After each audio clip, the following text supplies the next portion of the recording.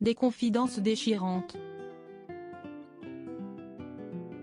Le 25 décembre 2016, George Michael est mort à 53 ans.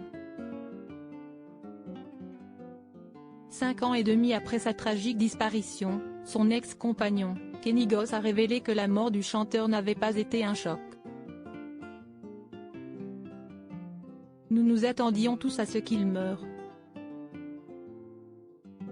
J'ai passé tellement de temps, lorsque nous vivions ensemble, à m'inquiéter pour lui. Honnêtement, il détestait le fait que je m'inquiète autant pour lui.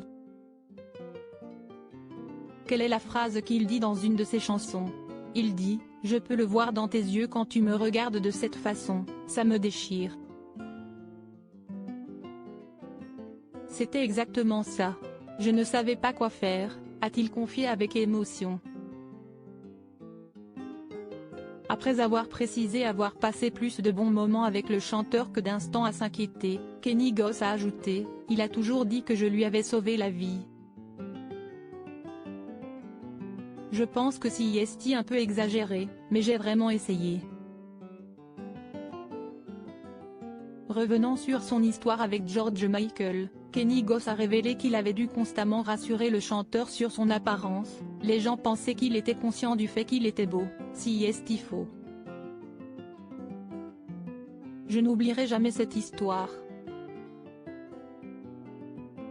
Nous étions ensemble depuis 2 semaines ou peut-être 3. Il est rentré à la maison et m'a dit « Chérie, qu'est ce qui est le plus beau chez moi ?»